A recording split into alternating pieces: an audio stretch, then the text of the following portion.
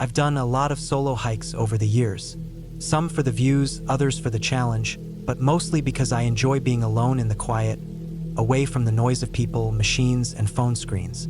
I usually do my homework before every hike, check weather, read trail reports, scan maps, pack the essentials, and tell someone where I'm going. But this one time, I got careless.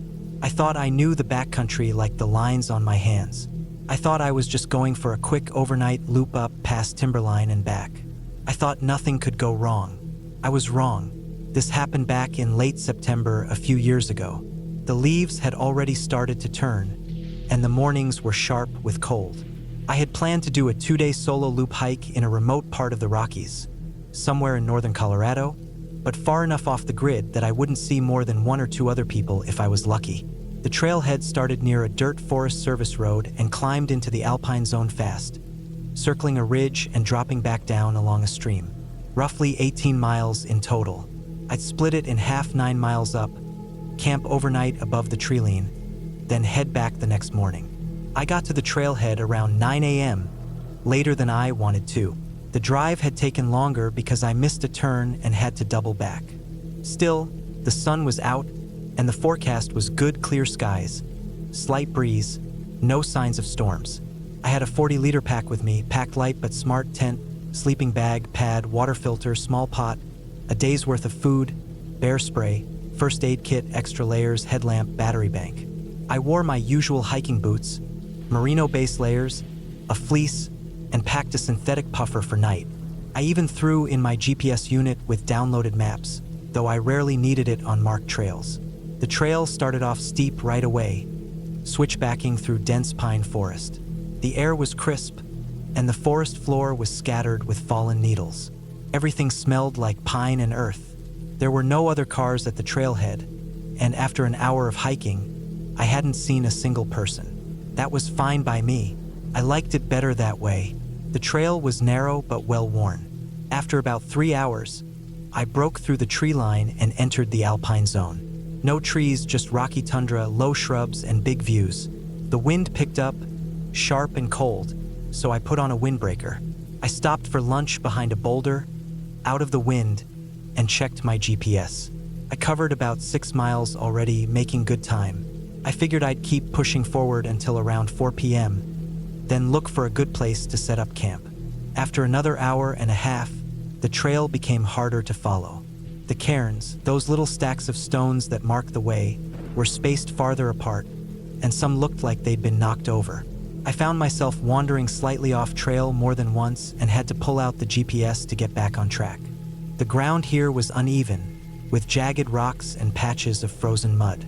The wind hadn't stopped since I'd left the trees, and I was starting to feel it in my bones. My legs were sore, and my fingers were stiff, even through gloves. At around 4:15 p.m., I found a somewhat level area near a shallow depression, shielded from the wind by a low ridge. It wasn't perfect, but it would do. I pitched my tent, secured it with rocks, and boiled some water for dinner.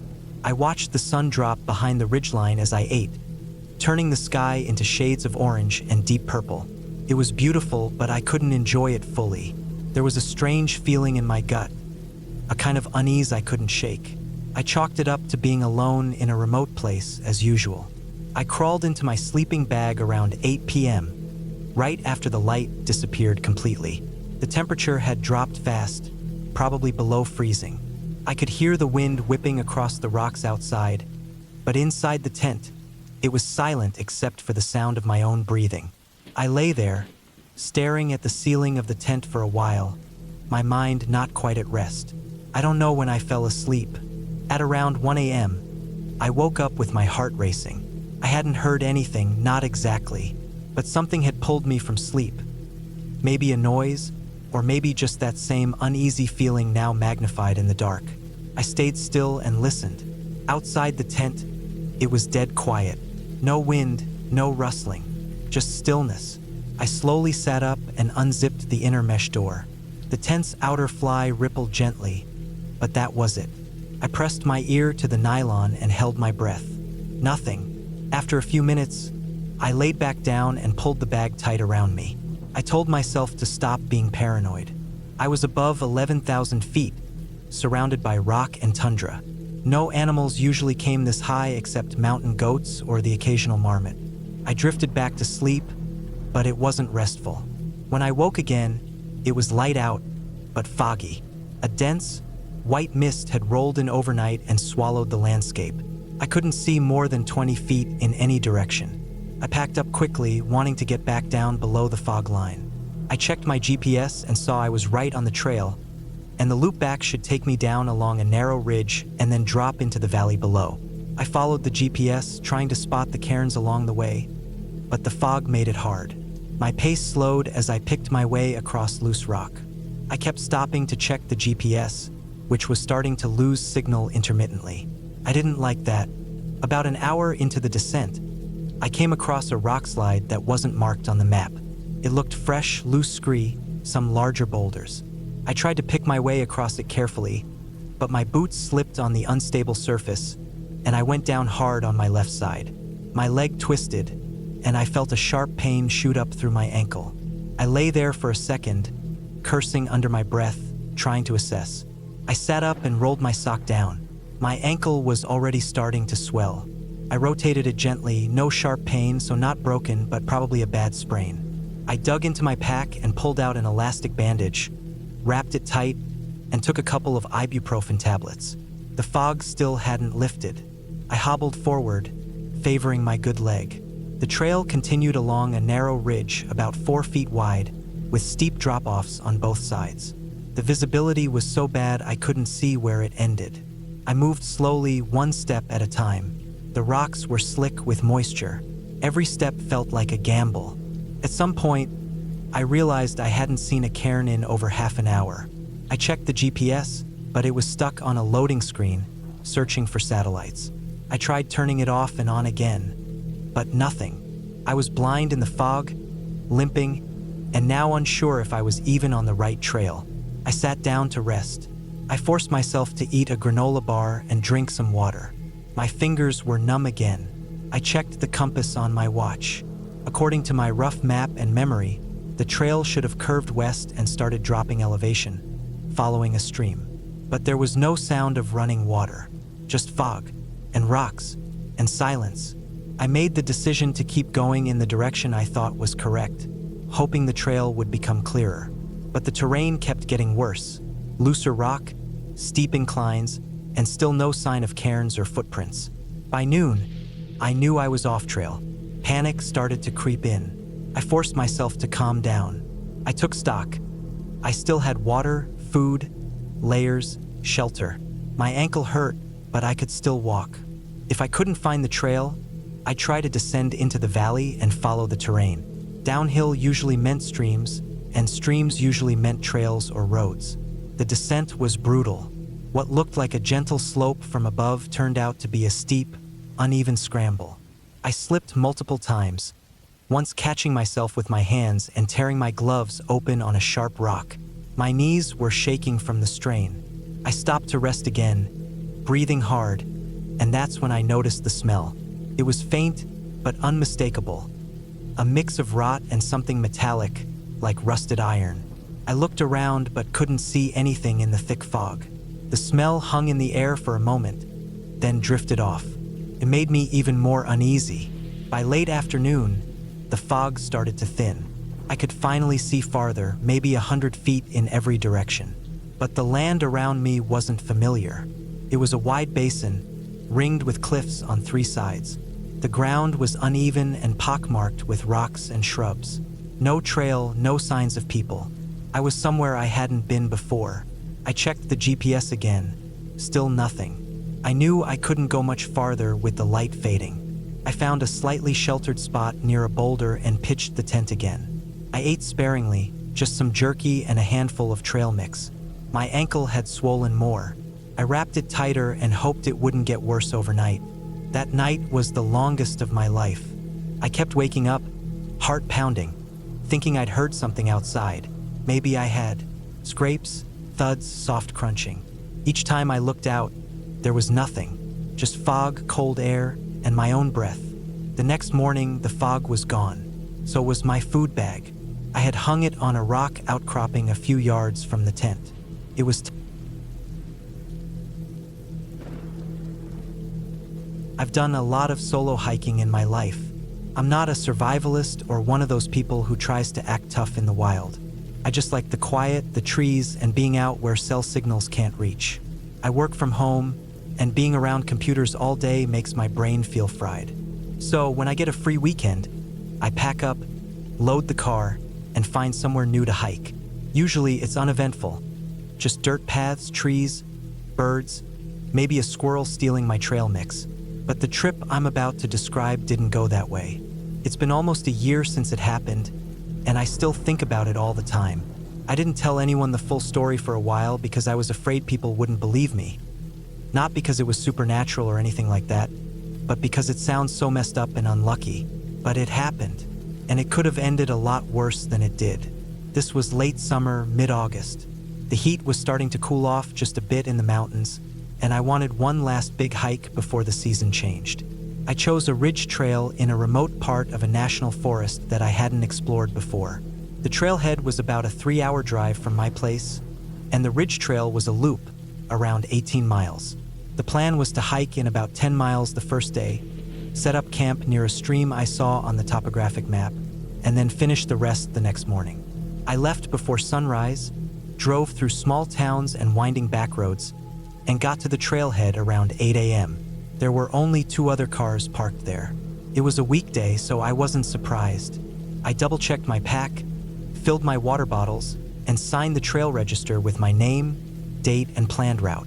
It's something I always do, just in case. The hike started fine. The air was cool and damp, and the trail climbed steadily through thick forest. The path was narrow, but it was clearly marked. Pines, spruce, and the occasional hardwood tree lined both sides. I saw deer tracks in the mud and heard woodpeckers off in the distance. It was quiet, peaceful, just how I like it. After about 4 hours of steady hiking, I stopped for a quick break near a rocky overlook. I had gained a lot of elevation by then, and I could see the valley stretching out below, patches of green broken up by winding creeks. I ate a protein bar, checked my map, and pushed on. My goal was the stream I'd marked. It was close to the highest point of the trail, and I wanted to set up camp before it got dark. Around 3 p.m., I reached the stream. It was exactly where I expected it, running down through a slope covered in mossy rocks and low shrubs.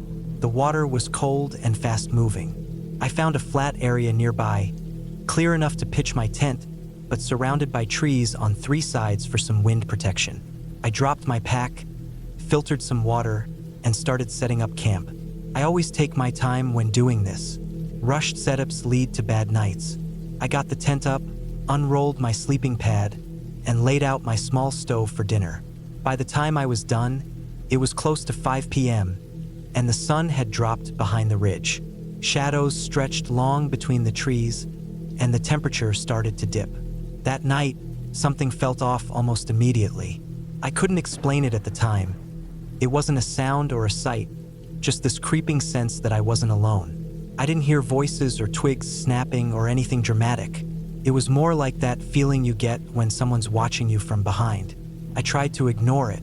I cooked a simple dinner of noodles and jerky, cleaned up carefully, and stashed my food bag high up in a tree away from camp. I went through my usual checklist, then zipped myself into my tent before it was fully dark. I lay there for a while, listening. Just wind through the branches, the distant rush of water, maybe a bird fluttering somewhere. But I still felt it, like something or someone was just beyond my line of sight. I eventually drifted off, but my sleep was broken and restless. I kept waking up in the middle of the night. Every time I did, I listened hard for any movement outside. A few times, I thought I heard something like a footstep, slow, soft, deliberate. Not an animal scurrying or hopping, something heavier, but I never saw anything. In the morning, I woke up stiff and more tired than I should have been. The air was colder than expected. I packed up quickly, eager to finish the last 8 miles of the loop and get back to my car. I skipped breakfast, just grabbed a bar and kept walking. The trail climbed higher for a while and then began to descend along a narrow ridge. That's when things started getting worse. About an hour into the descent, I noticed something strange. A set of boot prints in the trail that hadn't been there the day before. They were heading in the same direction as me, going down the ridge, but they didn't match mine. Different tread pattern, wider stride. I paused and studied them. They were fresh, still sharp in the dirt, like they had been made early that morning. I thought maybe it was someone from one of the other cars at the trailhead, maybe doing the loop in reverse. But I hadn't heard or seen anyone the whole day before. No voices, no movement in the woods, nothing. I kept walking a little faster now. About 2 miles later, I found something else. It was small, but it hit me hard. A cigarette butt, still fresh. It hadn't been there the day before either. It wasn't fully out, just a little bit burned on one end like it had been dropped and stepped on fast. No one was supposed to be smoking on this trail. The signs at the trailhead had clear fire warnings. I looked around. The forest was thick, but silent. No crunch of boots, no birds, no wind. I kept moving. A while later, the trail split. According to the map, one way continued the loop down to the trailhead. The other was an old fire access road, overgrown and barely used. That road wasn't part of the loop. I stayed on the correct trail, but the boot prints, they didn't. They veered off down the access road. That should have made me feel better. Whoever it was had gone a different way, but I didn't relax. 2 miles later, I found something that made my stomach drop. On the left side of the trail, tucked behind a fallen tree, was a pile of gear. A black backpack torn open, some clothes, a crushed metal water bottle. It looked like someone had dumped it there and stomped on it. I didn't touch anything. I just stood there, staring. The backpack wasn't there yesterday, and this wasn't just someone losing stuff. It looked like a struggle had happened. The dirt was scuffed up, and there were drag marks leading down the slope. I pulled out my map, checked my position. I was still 4 miles from the trailhead. No cell signal, no way to call for help. I considered turning around and going back the way I came, but that would take longer. I decided to keep moving quickly. I hiked the rest of the trail in near panic mode. I didn't stop for water. I didn't rest. I just pushed forward, eyes flicking side to side, listening for movement. About a mile from the trailhead, I saw a shape through the trees. A man, about 100 feet off trail. He was crouched down, near a tree. He wasn't wearing a backpack. He was facing away from me. I froze. He didn't move. I backed away slowly, not making a sound. My heart was pounding so hard I thought he'd hear it. I didn't run. I just kept walking, faster and faster, until I broke into a jog. Finally, the trees opened up, and I saw the parking area. My car was still there, but one of the other cars, the blue one I'd seen when I arrived, was gone. Only mine and a tan SUV remained. I didn't stop to look around.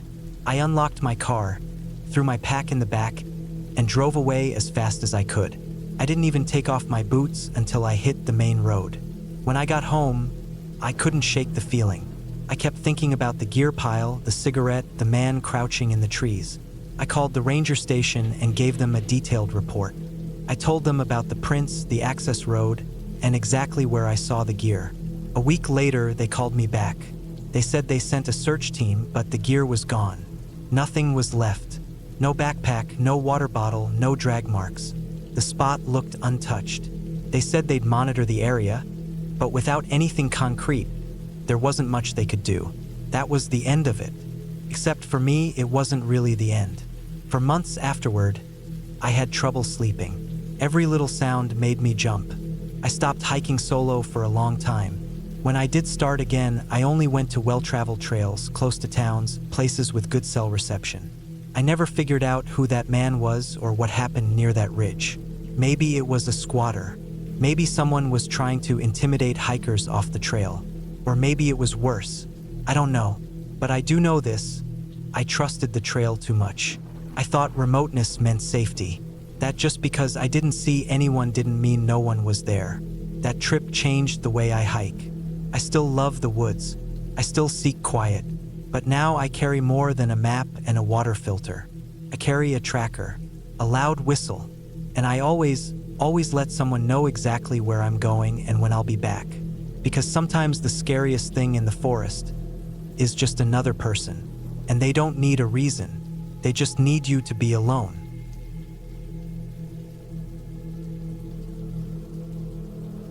I've always liked being alone in the woods. Maybe that sounds strange to some people, but for me, it was the only place I could really think clearly.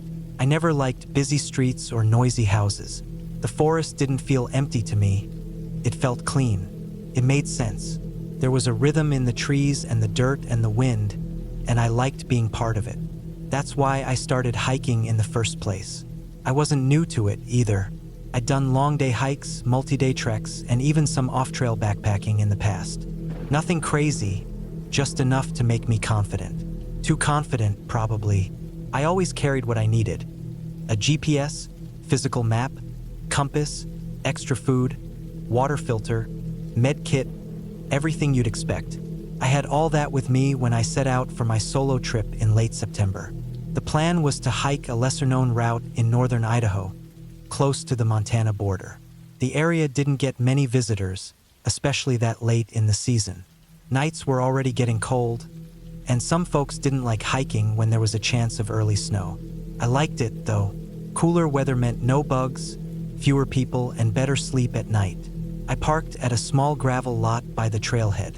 My truck was the only vehicle there. That felt good. I signed the register at the small trail kiosk and started out. The trail was marked as a loop, roughly 24 miles total, with some elevation gained through forest and rocky ridgelines. My plan was to do it in 2 nights. I'd hike in about 10 miles the first day, camp, then do the next section of 8 or 9 miles the following day and camp again. The third day would be an easy walk back to the truck. Nothing too crazy. The trail started off simple. The first few miles were a steady incline through thick pine and cedar. The air was sharp and cold in the shade, but I was sweating quickly under my pack. I saw deer tracks in the soft dirt, some older bear scat that looked dry, and a few squirrels darting through fallen logs. Everything felt normal. After 5 miles, the path got narrow and rockier. Still easy to follow, but it didn't look like it had seen much foot traffic in weeks. The brush got thicker on the sides. A few parts of the trail were a little overgrown, but nothing I couldn't push through. I passed 2 small creeks, filled up my water bottle, filtered it, and kept going. By late afternoon, the trees started to thin out.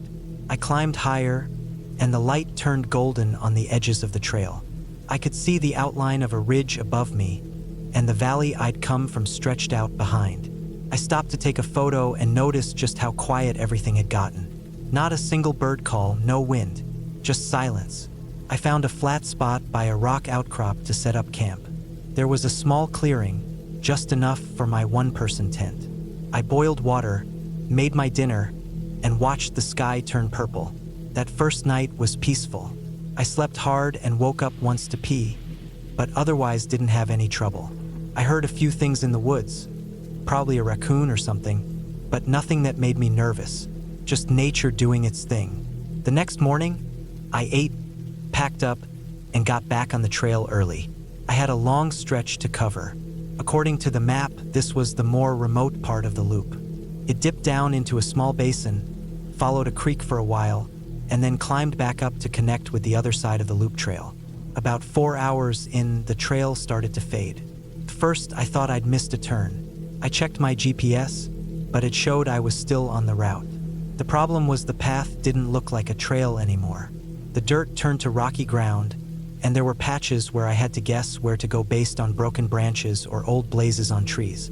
It didn't feel right, but I kept going. After another mile, it got worse. The trees started getting tighter, and the slope got steeper. There were no fresh signs of anyone else being out here. No boot prints, no cut logs, no trail markers. Just forest. I pulled out the map and saw that the line I was following curved toward the creek. My GPS still showed I was on the route. I thought maybe the trail maintenance had just been neglected. It was a less popular area after all. That's when I realized something strange. The trail on the GPS app and the physical map didn't match perfectly anymore. The app showed a path continuing downhill, but the printed map had the trail curving back west, toward the other half of the loop. I stood there for a while, double-checking everything. I figured maybe the GPS had updated data and the paper map was old, but I didn't want to risk it. Still, I was already deep in. Backtracking would add hours to my day. I looked at both maps again. The GPS route looked easier. It followed the creek, and I thought maybe it would reconnect later. So I followed it. That was the decision that changed everything. The forest got darker as I went down. The trees grew closer together. The sound of the creek got louder, but I couldn't see it yet. I slipped a few times on loose dirt and had to grab onto roots. There was no sign of a trail anymore, just thick undergrowth and the sound of water below. My GPS still showed the line. It still said I was en route, but something felt off. The slope was too steep.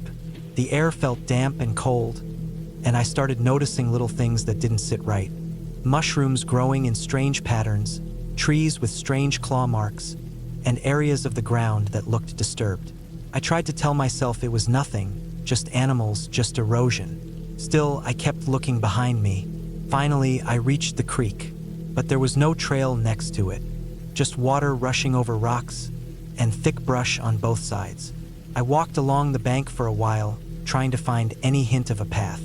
Nothing. I sat on a rock, checked my GPS again, and saw that the line had disappeared.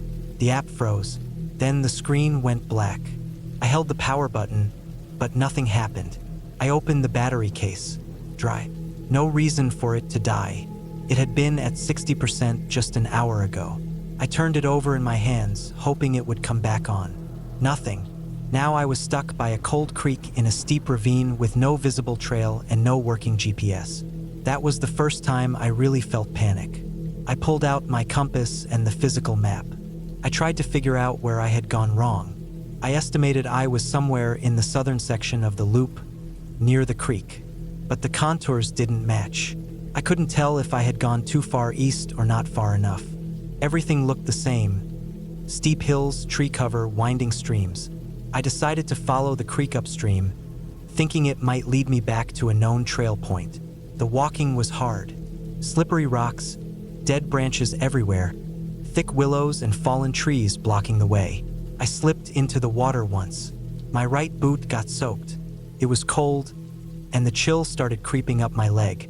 About 2 hours later, I still hadn't found anything. Just the same twisting creek, same steep banks.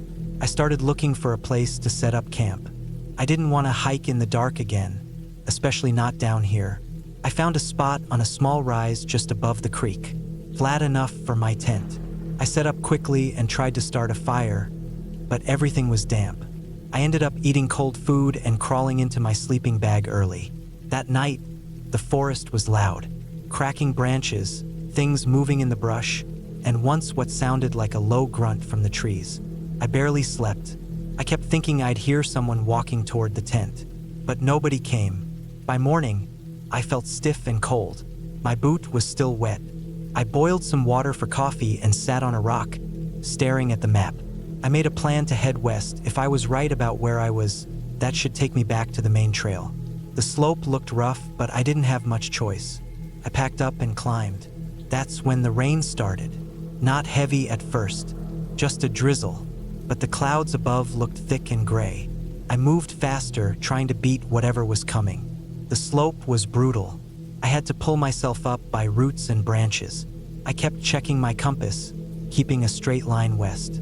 After what felt like hours, I reached a ridgeline. From up there, I saw something that made my stomach turn. To the north, there was a small clearing with what looked like an old trail. Not the one I'd planned on finding. This one looked unused, overgrown, narrow, like it hadn't seen boots in years. But there were signs of something else. Collapsed tent, torn fabric flapping in the wind, and next to it, a black backpack leaning against a stump. I stood frozen for a minute, then I slowly walked toward it. The tent was moldy and crushed under a fallen branch. Inside were torn pieces of foam pad, a rusted camp stove, and what looked like an old, ripped sleeping bag. I checked the backpack. It was damp but intact. I opened it slowly. Inside were a water bottle, a crushed granola bar wrapper, and a small spiral notebook. The pages were swollen from moisture, but I could make out faded writing on some of them. Dates. locations, notes about daily hikes. The last entry was over 3 years ago. I stood up, my heart pounding. Someone had been out here just like me. Maybe they'd gotten lost too. Maybe they never made it out. Suddenly,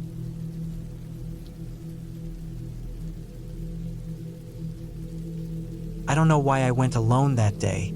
I had done solo hikes before, sure, but this one wasn't like the others. This one nearly killed me. I'd been planning a trip to the Southwest for months. I wanted something quiet, raw, and away from all the stuff I'd been dealing with back home. I didn't want to think about emails, bills, or the gray cube of my apartment building. I wanted heat, sand, silence. The trail I picked was a remote loop trail in a desert canyon system in Utah. It was supposed to be about 17 miles round trip, the kind of hike you could finish in a day if you started early enough. I read blogs and trip reports. Most people camped overnight, but some did it in a single push. I thought I'd do the same. No problem. I'd done longer hikes before. I was fit, prepared, or so I thought. I parked at the trailhead just before sunrise. The sky was still dim, pale pink light brushing the top of the mesas. I logged my plans into the trailhead box and locked the car. I had 3 liters of water in my pack, 1 more in the trunk just in case I needed a backup for the drive back. I took my small satellite beacon too, one of those buttons you can press if you're in real trouble. I'd only ever tested it once. Just having it made me feel safe. The trail started off wide and clear. It followed a dried-out wash, the red canyon walls rising higher on both sides as I walked. I could hear the crunch of my boots in the sand and nothing else. No birds, no wind, just the low hum of my breath. Felt peaceful. I kept a steady pace, knowing I had a long day ahead. By the time the sun rose high enough to light the canyon floor, I had already covered about 5 miles. I stopped in the shade of a boulder to eat a granola bar. The sweat on my shirt was starting to dry in salty patches. I poured a little water over my head and kept moving. The route curved east now, narrowing into a slot canyon that wound through walls barely wider than my shoulders in places. It was beautiful in a stark, silent kind of way. The light bounced off the red walls and turned everything orange. I checked my GPS watch, still on track. Around mile 8 or so, things started to shift. The trail markers, which had been thin cairns or small reflective signs, became harder to spot. I missed one, backtracked, found it again. But by the time I hit mile 10, I realized I hadn't seen a marker in a while. The trail had spilled out onto a wide open stretch of slick rock. I paused and turned in a slow circle. The rock stretched out in all directions. Same flat reddish surface, cracks and creases running like veins through it. I checked the map on my phone, but the signal was already long gone. I switched to offline mode and zoomed in. My blue dot was drifting just off the trail line. I wasn't worried yet, just cautious. I adjusted my course toward where I thought the trail should be, scanning for signs of passage, footprints, boot scuffs, another cairn. I found one after a few minutes and felt a small rush of relief. But the next one never came. I walked further, turning slightly north where the map showed the trail heading into another small canyon. But the land didn't look like the map anymore. The angles were off. The slope wasn't right. I kept walking anyway. I thought I'd correct myself as I went. Big mistake. By the time I accepted I had gone the wrong way, I was already deep into some offshoot canyon I didn't recognize. The walls rose steep and red on both sides, and the sun was now directly overhead. The heat pressed down hard, and I could feel my skin burning on the back of my neck. I pulled my shirt collar up, but it barely helped. I crouched under a bit of shade and checked my water. I'd already gone through half of it. I had maybe 2 liters left, and I wasn't even halfway through the hike. That's when I started to feel the first edge of fear. I took a breath, sat for a while, told myself to retrace my steps, just backtrack, find the last marker. Simple, but nothing in the desert is ever simple. When I started back, everything looked different. The sun had shifted, shadows had moved, and the way I had come was now just a wide patch of sameness. I thought I saw my boot prints, followed them, but they disappeared in the loose sand. I tried to keep my bearings using the cliffs, but the canyon walls curved and twisted in ways that messed with my sense of direction. Everything looked the same. Everything looked wrong. I walked for an hour, maybe more, with the sun baking the top of my head. I passed dry riverbeds, more slick rock. A dead lizard curled near a crevice. My water was going fast. My mouth felt thick and dry. My tongue stuck to the roof of my mouth. I hadn't seen a tree in miles, just small shrubs and cactus. When I finally stopped, I sat in the shade of a large boulder and pulled out my satellite beacon. My hands shook as I held it. I stared at the button. I didn't press it. I don't know why. Maybe I was being stubborn. Maybe I didn't want to be that guy. The one who gets rescued because he wandered off trail. Maybe part of me still thought I could fix it. I told myself I'd give it one more hour. I'd try to climb to a higher point and see if I could spot the trail. Climbing in that heat was brutal. My legs felt heavy like sandbags. I had to stop every few minutes to rest, panting, my skin coated in a crust of salt.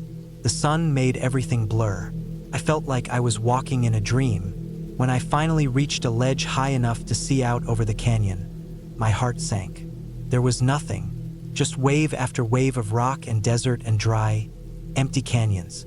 No people, no trail, no movement. I wanted to scream, but my throat was too dry. I drank the last of my water. That's when the panic started to really hit. My chest tightened. I couldn't think clearly. My legs were shaking, not from effort anymore, but from the creeping fear that I might not get out of this. I sat down, trying to breathe slow, trying to think. I had a compass. I had the offline map. I could still try to orient myself. If I moved west, I should eventually hit the wash I came in on, or at least the road near the trailhead. But it was miles away and I had no water. Still, I couldn't sit there and bake to death. So I moved. Every step felt harder than the last. My lips were cracking. My shirt clung to me with sweat. My skin burned even in the shade. I started hallucinating short bursts of thought that didn't make sense. I saw water shimmering in the distance. I saw a tree that wasn't there. I kept hearing sounds, footsteps behind me, the scrape of rock. But when I turned around, there was nothing. I passed a snake. It didn't even move, just lay in the shade, its mouth open slightly, probably dead. The light started to change. The sky shifted to that late afternoon gold. Long shadows spilled over the rock. I knew the desert would get cold fast once the sun went down, and I didn't have warm gear. I needed to find shelter. I found a shallow alcove in the side of a rock face. It was just deep enough to block the wind. I crawled inside and curled up, my body aching, my head pounding. My tongue felt like sandpaper. I closed my eyes and tried not to think. That night was worse than the day. I shook with cold, even though I wrapped my arms around my knees. Every sound echoed louder in the dark. A gust of wind sounded like an animal.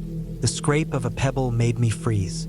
I kept my beacon in my hand the whole night, thumb on the button. I still didn't press it. By morning, I could barely move. I forced myself to stand. My legs felt weak. My head throbbed. I needed water, badly. I licked the condensation off a rock near the edge of the alcove. It wasn't much, just a drop, but it helped, a little. I started walking again. I didn't have much choice. Every 10 minutes I had to stop and rest. My thoughts came slow and blurry now. I kept replaying memories, not important ones, just weird flashes of home. My old apartment, the noise of traffic, a slice of pizza I ate last month. It all felt far away, like another life. Somewhere around noon, I saw tire tracks. I almost cried. I followed them with everything I had left. They led down into a dry wash, curved around a low ridge, and ended at a metal gate. Beyond it was a dirt road. I stumbled onto it, almost falling. My whole body was screaming. My lips were split open. My tongue felt like leather. I walked the road for what felt like forever. Then I saw the sign, Trailhead, 2.1 miles. I don't know how I made it. I don't remember parts of it. I just know I was moving, my body on autopilot. When I saw my car, I collapsed next to it. I hit the emergency button on the beacon. I finally pressed it. I laid there in the dirt for maybe 20 minutes before the rescue crew arrived. They gave me water, checked my vitals, and loaded me into the truck. I had mild heat stroke, dehydration, and sunburn on half my body. I was lucky. They said if I'd stayed out one more day, I might have died. I think about that canyon all the time now. I think about how close I came, not because I ran into something evil.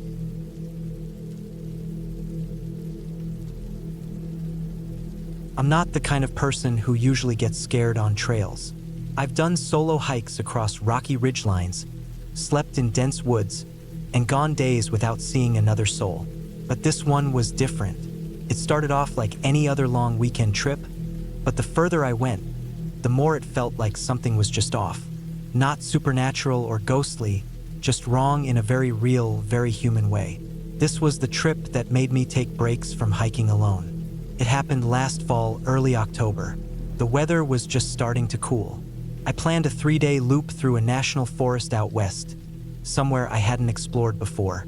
The route was listed on an old backpacking forum, not one of the well-known trails. That was what made it attractive. Less foot traffic, more raw nature. The starting point was a small gravel lot at the end of a service road, about an hour's drive from the nearest highway. I arrived just before noon. The sky was overcast, and the air had that sharp bite that only comes before a cold front. I geared up quickly, triple-checking my pack. I carried all the basics: map, compass, GPS watch, extra food, a good knife, water filtration kit, the usual survival gear. I wasn't new to this. I locked the car, threw on my pack, and started into the trees. The first few hours were calm. The trail twisted through pine and fir, with stretches of switchbacks that climbed into higher, rockier ground. I didn't see anyone else, not even tire tracks or boot prints at the trailhead. The path was narrow and overgrown in places, but still visible. The only sounds were the usual: wind, birds, the crunch of my boots. By evening, I found a flat spot near a small stream and made camp. I boiled water, ate a freeze-dried meal, and pitched my one-person tent. Nothing unusual happened that night, but I didn't sleep well. I woke up a few times, thinking I'd heard something: branches snapping, water moving too loud, but I chalked it up to wildlife. Maybe a deer. I'd seen droppings earlier. The next morning, I packed up and kept going. The trail grew steeper, with some washed-out areas and fallen trees. It was slower than I expected, but I still made good time. Around noon, I noticed something strange. A boot print. It was fresh, maybe a few hours old. Not mine. The tread was different, deeper, a newer boot. I paused for a second and looked around. I didn't see anyone ahead, and the path behind me was empty. I kept going, slower now, listening more closely. A few miles later, I saw something else. A broken branch that looked snapped, not fallen. It was about shoulder height. Not proof of anything, just odd. Then I found a crushed water bottle half buried in pine needles. It wasn't mine either. It was a cheap brand I didn't carry. I started getting a feeling in my gut. I wasn't alone, even though I hadn't seen anyone. I kept walking. That night, I set up camp deeper in the forest, where the trees blocked most of the sky. I didn't cook. I just ate jerky and a protein bar and drank filtered water. I felt watched. Not scared exactly, but tense. Like I had to stay alert. I didn't build a fire. I didn't want to draw attention. I laid in my tent with my knife next to me and listened. I didn't sleep much. Around 3 a.m., I heard something. Footsteps. Slow, deliberate. Not animal. Too heavy. Too even. I stayed still. My heart was pounding so loud I thought whoever it was would hear it. The steps got closer, then stopped. I didn't move. I didn't even breathe. Then silence. Nothing for what felt like hours.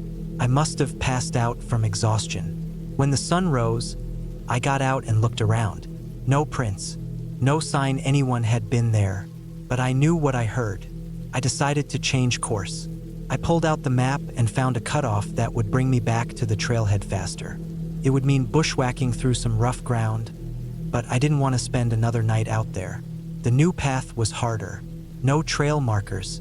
Lots of rocks, steep slopes, and underbrush. I pushed through for hours, moving fast. I took short breaks, just long enough to hydrate. Around midday, I climbed a ridge that gave me a view of the valley below. That's when I saw it. Person standing far off, maybe a quarter mile. They weren't moving, just standing in the open, facing my direction. I ducked behind a boulder and waited. When I peeked again, they were gone. The tree line behind them looked the same.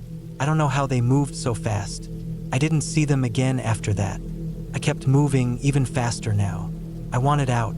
Every few minutes, I looked over my shoulder. Nothing, but I couldn't shake the feeling. Late afternoon, I found a dry creek bed and followed it downhill. It curved toward where I believed the old logging road was. I figured I was within 6 or 7 miles of my car. I decided to camp one last night and hike out at first light. I found a spot wedged between two boulders, hidden but flat enough to lay down. Again, no fire. I didn't eat much. I kept my knife and flashlight next to me. Around midnight, I woke up to movement. A sound like a foot slipping on dry leaves. I froze. I could hear breathing. Close. Not mine. Slow and controlled. I clicked on my flashlight and shined it in the direction of the sound. Nothing. Just trees and rocks.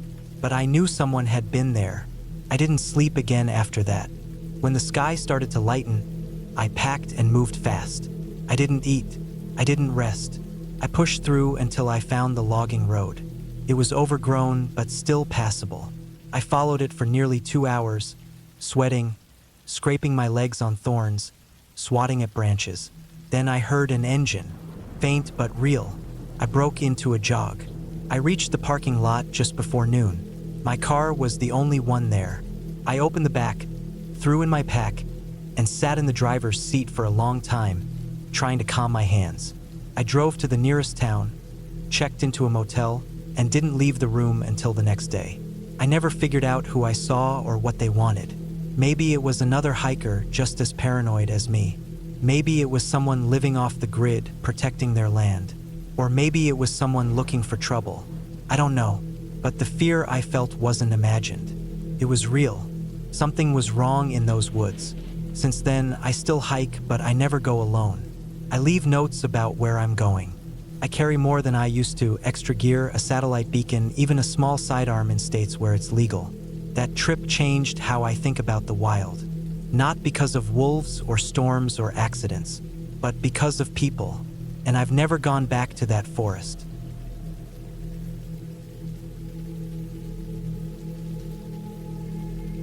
I've always been the kind of person who likes being out in the woods.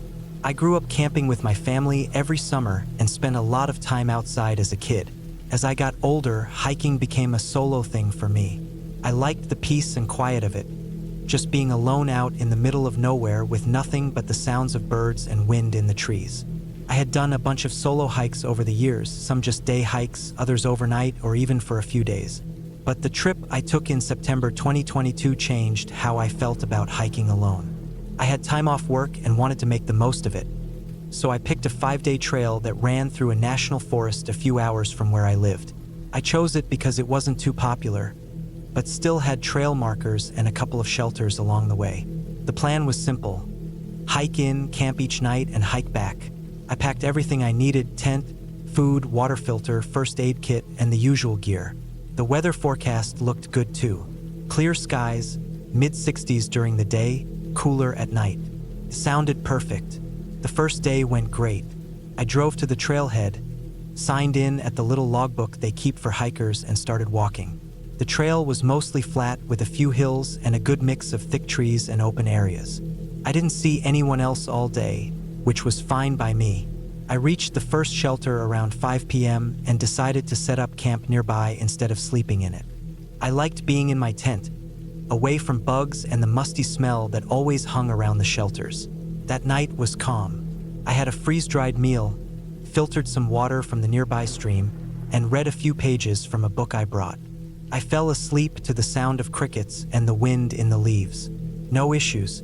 The second day was more challenging. The trail climbed more and I had to cross a few small creeks. The forest felt denser too.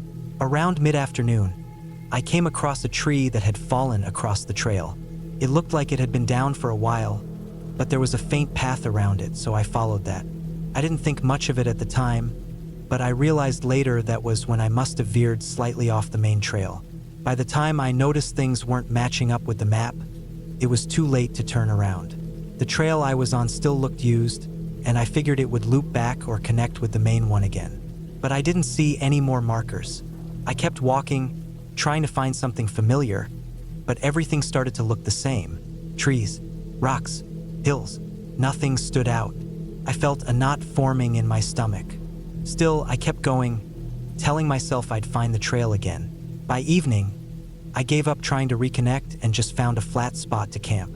I was tired, frustrated, and a little worried. I marked my GPS coordinates on my phone and saw I was about 2 miles east of where I thought I should be.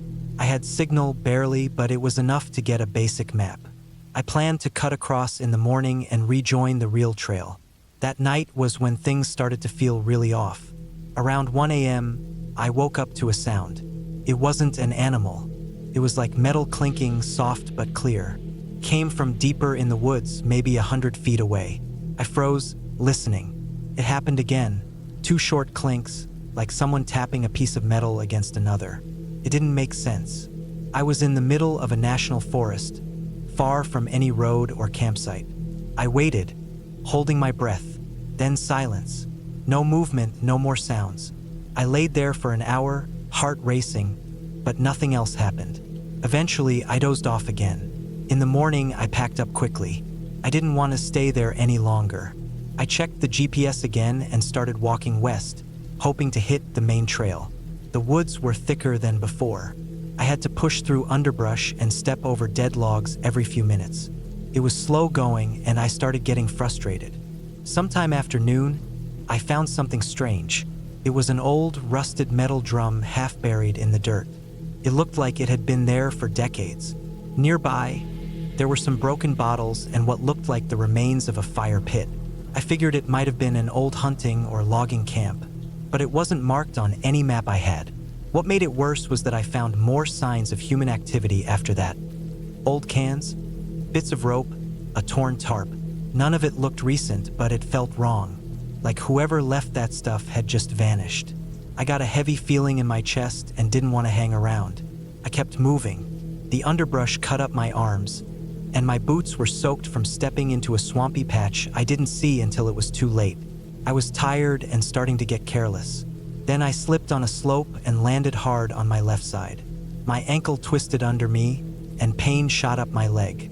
I screamed out, even though no one was around to hear me.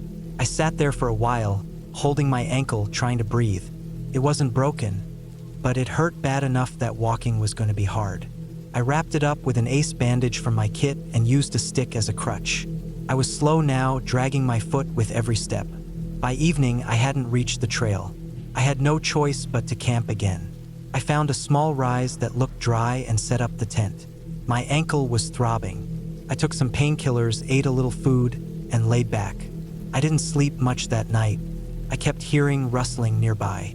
Could have been animals, but I couldn't shake the feeling that something or someone was moving just outside my view. I kept the headlamp near me and shined it out a few times, but saw nothing. Still, the feeling of being watched didn't go away. The next morning was cold. My ankle was stiff and swollen, but I forced myself to keep going. I checked the GPS again and realized I was circling, moving in the wrong direction. I sat down and tried to think clearly. I still had food and water, but I was wasting energy and getting nowhere. I made the decision to head straight west, no more zigzagging. If I could get to the main trail or at least a logging road, I'd be okay. I moved slowly, stopping every half hour to rest my ankle. The woods were dead quiet, not even birds. Around late afternoon, I smelled something. Smoke.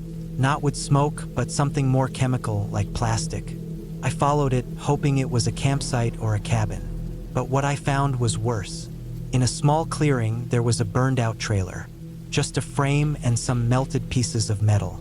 The fire had clearly happened a long time ago. Everything around it was overgrown, but there were signs someone had been there recently. A shovel leaned against a tree. A blue tarp was half buried under some leaves. A few footprints in the dirt. My stomach dropped. I had no idea who was using this place or why, but I didn't want to find out. I backed away, careful not to step on anything loud, and turned around. The rest of the day, I hiked with that same heavy feeling, like I wasn't alone. I didn't hear anything, but I kept turning around, checking behind me. I started to feel like I was being followed. That night, I didn't set up the tent. I just laid the sleeping bag on the ground behind a big rock and covered myself with the camo tarp. I wanted to stay hidden. I barely slept. By the next morning, I was running low on food. I ate the last protein bar and filled up on water again. My ankle was bad. I could hardly put weight on it now. I leaned on a thick branch and dragged myself forward. Every noise made me jump. Finally, around midday, I saw something that made me cry out. An actual trail marker nailed to a tree. I hobbled toward it and followed the path. After maybe another mile, I saw a signpost and a dirt road. I had made it back to the main trail. I didn't stop. I kept going down the road until I found the ranger station. It was empty, but there was a radio. I used it to call for help. An hour later, a ranger in a truck came and picked me up. I told him I got lost, sprained my ankle, and camped off trail for a few days. I didn't mention the trailer or the sounds or the feeling of being watched. I didn't even want to think about those things. That experience changed everything for me. I still hike, but I never go solo anymore. I stay on the marked paths and I carry a satellite beacon now. I don't trust the woods the way I used to. Sometimes, when I'm lying in bed at night, I think about that burned trailer, about who might have been living out there, and I wonder how close I came to not making it out at all.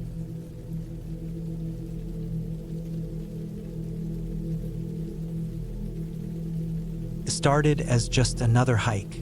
I've been hiking since I was a teenager, and over the years, I've done my fair share of day trips and overnights, sometimes alone. I like being alone in the wild. It's quiet, peaceful, and it gives me space to think. I had a few days off work and figured I'd spend them in the backcountry. I picked a remote trail up in northern Washington that looped around through thick forest, across ridges, and dropped back down near a lake. I did some research beforehand, printed out a topographic map, downloaded offline GPS maps, and packed enough food and gear for 3 nights. It was early fall, so the weather was cooler, and I liked that. Fewer bugs, fewer people. I parked my truck at a small trailhead just off a Forest Service road around mid-morning. There was only one other car there, a dusty old sedan. I noted it but didn't think much of it. After tightening the straps on my pack, I started up the trail. The first day was quiet. The trail climbed gradually through thick pine forest, then opened up into alpine meadows. There were signs of elk, tracks and droppings, but I didn't see any. By late afternoon, I reached a small stream and decided to set up camp nearby. I found a flat, open area about 30 yards from the water. I pitched my tent, filtered water, and ate a cold meal. I didn't bother starting a fire. The forecast said there'd be clear skies, and I wanted to wake up early. That first night passed without any trouble. A bit of wind, some rustling trees, but nothing unusual. I slept in my sleeping bag, waking up only once or twice to turn over. The air was cold in the morning, and there was frost on the ground. I boiled water for instant coffee, ate a granola bar, packed up, and was moving again by 8 a.m. The second day's hike was more difficult. The trail got steeper and parts of it were narrow, cutting across the side of the mountain with steep drop-offs to one side. In some places, small rock slides had covered the trail, forcing me to climb carefully over loose stone. I took it slow and kept my balance using my trekking poles. The views were beautiful. Forested valleys below, snow-capped peaks in the distance. I saw no one all day. No hikers, no animals, just signs of life. Occasional paw prints, broken branches, the sound of birds high in the trees. Around 5 p.m., I reached the top of a ridge where the trail forked. One direction led down toward the lake I'd planned to camp at for the second night. The other fork wasn't on my map. It looked like an old path, overgrown and rocky. There was a faded wooden sign with most of the lettering worn away by years of weather. I hesitated for a while. The lake was the plan. That was where I knew there was water and flat ground. But curiosity got the better of me. I'd seen somewhere online that there were old fire lookout ruins in this area. Maybe this path led there. I still had about 2 hours of daylight, and I figured I could follow the trail a bit, maybe camp somewhere near the top and loop back to the lake the next morning. I took the unmarked path. It wasn't completely abandoned, just rarely used. The first half mile wasn't too bad. I could still see signs of trail maintenance, old cut logs, a few faded blazes on trees. But as I kept going, the terrain got rougher. The slope was steep, and loose gravel made my boots slide. I was sweating and breathing hard as I climbed. The trees thinned out near the top, giving way to rocky terrain and low brush. Just before sunset, I reached a wide, flat section near the top of the ridge. There were no ruins, just a windswept clearing with a view of the valleys below. But the view was incredible. The sun was setting behind the mountains, casting long shadows across the forest. I decided to stop there for the night. There was no water, so I rationed what I had left in my bottles. I set up the tent, anchored it with rocks, and ate another cold meal. The wind picked up after dark, howling across the ridge. I lay in my sleeping bag, listening to it push against the fabric of the tent. At one point, I thought I heard something walking outside, soft crunching on the gravel. I sat up and unzipped the flap, shining my headlamp outside, but I didn't see anything. Probably the wind, I told myself. Still, I slept lightly that night. The third day is when things started going wrong. I woke up around dawn. My water was low, and I knew I had to get down to the lake. I checked my map. Since I'd veered off the main trail, I had two options. I could either retrace my steps back to the fork, which would take a few hours, or I could try to bushwhack down the slope toward where the lake should be. From where I stood, I could see the treetops far below. The distance didn't seem that far. I chose the shortcut. I packed up quickly and started down the slope. First, it wasn't too bad. The ground was rocky and steep, but manageable. I used my poles to brace myself as I stepped down carefully. But after about an hour, I hit thick brush. Deadfall, dense undergrowth, and uneven footing slowed me to a crawl. I had to stop frequently, pulling branches out of the way, stepping over logs and watching for loose rocks. Then I slipped. It happened fast. My foot caught on something, a root or rock, and I pitched forward, tumbling down the slope. I landed hard on my left side, my pack cushioning some of the impact, but pain shot through my ankle. I rolled onto my back and just lay there, breathing hard, waiting for the shock to fade. I tried to stand, but the pain in my ankle was sharp and deep. I cursed under my breath and sat back down, pulling off my boot. The ankle was already swelling, and I couldn't move it without pain. I didn't think it was broken, but it was bad. I wrapped it tightly with a compression bandage from my first aid kit and put the boot back on loosely. I knew I had to keep moving. I couldn't stay on the slope. I needed water, and I needed a flat place to rest. Using a branch as a crutch, I kept going slower now, dragging my injured foot and leaning heavily on the stick. Hours passed. The forest got denser. I was no longer sure where I was. The lake should have been nearby, but I hadn't seen it. My GPS app wasn't loading properly, no signal, and the cached maps were too zoomed out. I was moving by instinct now, choosing the path of least resistance, hoping to find water or an opening. Then I saw the old fire road. It wasn't on my map either, but it was real. Narrow, overgrown, but clearly cut through the forest long ago. I limped onto it, grateful for the flatter ground. I followed it for a while, hoping it would lead somewhere. A cabin, a creek, maybe even another trail. I walked for what felt like forever. The forest was dead quiet. No birds, no rustling. Just the crunch of my steps and the occasional creak of trees swaying in the wind. At one point, I passed an old piece of rusted metal, maybe a truck door or farming equipment. I wasn't sure. There were signs that someone had been here maybe decades ago. The fire road eventually narrowed and disappeared into thick undergrowth. I stood there, sweating, hungry, thirsty, my ankle throbbing. I looked at the sky. Clouds were moving in fast, and the light was dimming. I needed shelter. That's when I saw the cabin. It was tucked into the trees, maybe 100 feet off the path. Old, weathered, half hidden behind thick brush. The roof sagged in places, and the windows were dark, but the walls still stood. I limped over and tested the door. Creaked open. Inside, it was musty and cold. Dust coated everything. There was an old stove, a table with a broken chair, and a pile of firewood stacked in the corner. I cleared a space on the floor, unrolled my sleeping pad, and sat down. My ankle was bad. I peeled off my boot again and saw that the swelling had gotten worse. I had no way to elevate it properly. That night, the wind howled outside. I didn't sleep much. I lay awake, listening to every sound. At one point, something scratched against the outside wall. Not an animal, not footsteps, just a long, slow scrape. I held my breath, stopped eventually, but I didn't go check. I didn't want to know. The fourth morning, I knew I was in trouble. I was low on food and water. My ankle was worse. I had a small water filter, but no nearby source. I searched around the cabin in the morning, dragging my foot painfully, trying to find a stream or pond. After nearly 2 hours of hobbling through the woods, I found a small, muddy trickle running down a ditch. I filtered as much as I could and drank deeply. Back at the cabin, I went through my gear. I had a whistle, a small mirror, and one flare. I'd saved the flare for emergencies.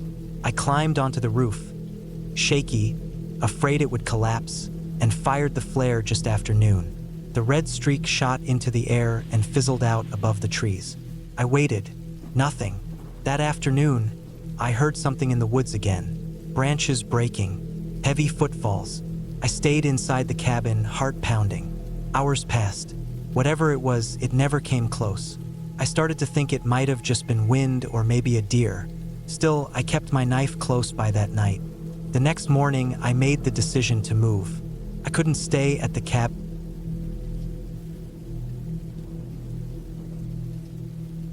I had been looking forward to this trip for weeks. I needed a break from city noise, from car horns and screen time and crowds. I'd been hiking for years, and this time I wanted to challenge myself a little. Not something crazy, just something more remote. I chose a loop trail deep in the national forest, far from the tourist spots. It wasn't one of those well-groomed, family-friendly hikes with wide paths and lots of signs. It was a narrow, little-used ridge trail marked only on older topo maps. The loop was about 26 miles, climbing up a long ridge, circling a basin, and dropping back into the valley. I planned to do it in 3 days. I packed carefully: tent, sleeping bag, water filter, bear spray, extra socks, small stove, freeze-dried food, topo map, compass, backup battery for my GPS, and a good first aid kit. Everything fit tight in my pack, and it felt heavy but manageable. I set out early on a Thursday morning, hoping to finish by Saturday evening. I parked at the trailhead, locked the car, noted the mileage, and double-checked my gear one last time. There was no cell signal, not even a single bar, but I was used to that. I let my brother know the exact coordinates the night before. He wasn't the outdoorsy type, but he knew when to worry if I didn't check in by the time I said I would. The first few hours were peaceful.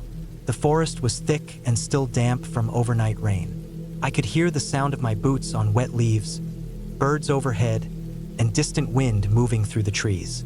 I made good time up the lower part of the trail. The climb was steady but not too steep. By noon, I had reached a wide flat area on the ridge and took a break near a fallen log. I drank water, ate a protein bar, and checked the map. Everything was going to plan. The trail narrowed after that, less traveled. The brush grew tighter, clawing at my arms and pack. The trees here were taller and denser, and it got darker under their canopy even in full daylight. I had to watch my footing more closely. Rocks and roots stuck out everywhere. Still, I felt fine. This was the kind of hiking I loved. Solitude, challenge, silence. I didn't see a single person that day, which is exactly what I wanted. Late afternoon, I reached a clearing that looked out over the valley. I could see the ridge ahead of me stretching out like a spine. That night, I set up camp in a small hollow between rock outcroppings, out of the wind. I boiled water, had some chili from a pouch, and listened to the wind in the trees. It was colder than I expected once the sun dropped, but my sleeping bag was good. I slept lightly, waking up a few times from the noise of twigs snapping or wind gusts. Normal forest sounds. The second day started fine. I packed up early, ate quickly, and kept moving. The path was thinner now, almost lost in parts, overgrown with grass and brush. Sometimes I had to stop, pull out the map, and make sure I was on track. I wasn't worried though. I'd done this sort of thing before. You lose the trail for a bit, then find it again by contour lines or tree markers or distant rock shapes. But sometime around midday, I realized something was off. I'd been following a faint trail that curved north earlier than it should have. The map didn't match what I was seeing around me. I climbed a boulder to get a better view and looked out over the trees. The sun was more to the west than I expected. I pulled out the compass and confirmed what I feared. I'd veered off course. Not far, maybe a half mile, but enough to take me off the loop trail and down a game path instead. I turned back, retraced my steps, and tried to cut across the slope to rejoin the trail. That's when the terrain started getting tougher. The ground was steep and covered in slick leaves. Every step felt like a gamble. My boots slid a few times and I nearly fell. The trees were thick, and branches kept hitting my face. I couldn't see more than 10 feet in any direction. At one point, I slipped hard on a patch of moss, tumbled down about 10 feet, and hit my thigh on a sharp rock. Pain shot up through my leg, and I let out a grunt. I sat there for a minute, breathing, checking to make sure nothing was broken. No blood, just a deep bruise already starting to swell. I limped for a while after that. I knew I needed to get back to higher ground. If I could find the ridge again, I could follow it to the trail. So I climbed, slowly, painfully. My leg was stiff, and every step felt worse. I cursed myself for not paying closer attention. The forest closed in even tighter. Everything started to look the same: mossy rocks, leaning trees, dark trunks. The light filtered down in patches, confusing my sense of time. When I finally made it back up to the top, I looked around but saw no signs of the trail. I must have come up a different slope. The ridge wasn't as wide here, and there were no cairns, no old blazes. The sun was already dropping lower, and I knew I didn't have much time to find a spot for the night. I set up camp near a large rock face. There was a kind of natural overhang, enough to keep some wind off me. My leg throbbed when I took off my boot. The bruise had gone dark purple, and it looked swollen. I cleaned the area, wrapped it, and tried not to think about how far I still had to go. I ate without much appetite, just a little rice and jerky. Then I lay back and listened to the woods again. But this night was different. I kept hearing something in the trees. Not animals, not the wind, something heavier. Slow crunches on the forest floor, a shuffle here and there. I sat up more than once, straining to hear. It would stop when I stopped moving, like whatever it was had frozen too. Then, after minutes of silence, it would start again, just barely. Distant, then closer, then gone. Could have been a deer, could have been a bear. I didn't know. I stayed still most of the night, holding the bear spray close. By morning, the sounds were gone, but the fear stayed with me. I moved slow, packed up, and limped onward. I thought maybe I could make it down the other side of the ridge and find a creek or a logging road, but the forest was changing again. The trees here were older, thicker, and the trail had completely vanished. Everything sloped downward in weird angles. I had to grab trees to stop myself from falling. My leg wasn't helping. Every time I put weight on it, it sent a dull throb up my side. By noon, I was out of clean water. I had a filter, but I hadn't found a stream since the day before. I could hear water somewhere in the distance. Faint, like a trickle, but I couldn't tell which direction. My GPS wasn't syncing properly.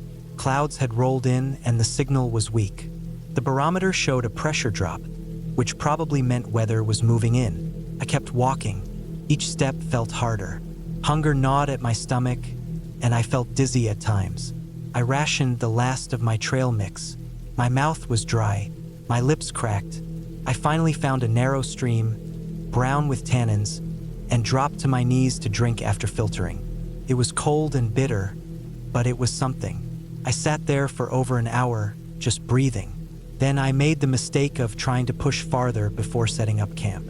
The rain started around dusk, light at first, then harder. cold drops soaking through my jacket, my hood running down my neck.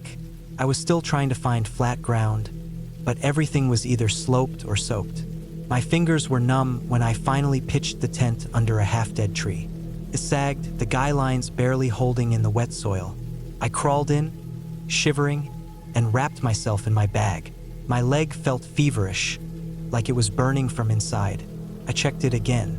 The bruise had spread, and it felt hot to the touch. That night, the noises came back. This time, they were closer. Not distant cracks, but clear, heavy footsteps. Something moving slow and steady just beyond the fabric of the tent. My breath froze in my chest. I couldn't see anything. I didn't dare move. I reached slowly for the bear spray again and waited. The footsteps circled once, then faded. Could have been anything. Moose, bear, cougar. But the way it moved felt off. Too quiet, too deliberate. I didn't sleep. I just lay there, counting heartbeats. In the morning, everything was soaked. My pack, my gear, even parts of my sleeping bag. The forest was gray and dripping. The sky looked heavy with more rain. My leg had gone stiff. I could barely bend it. I knew I was in trouble now. I wasn't even sure which direction led back anymore. I tried using the GPS again, and it finally connected. I got a fix on my coordinates. I was miles off course, beyond the loop entirely, deeper into the national forest than I thought. There were no trails nearby, just contour lines and dense forest. The nearest dirt road was 8 miles southwest, cutting through a valley. I marked it and began hobbling in that direction. I moved slow. The rain came back off and on. I fell more than once. At one point, I tripped over a root and landed hard on my wrist. I thought I'd broken it, but it was just sprained. I wrapped it and kept going. That evening, I found an old hunter's camp.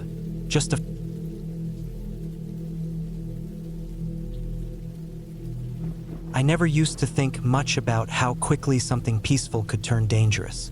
I used to think I had a decent grip on the outdoors. I wasn't an expert hiker or survivalist or anything, but I had done my fair share of trails. Some solo, some with friends.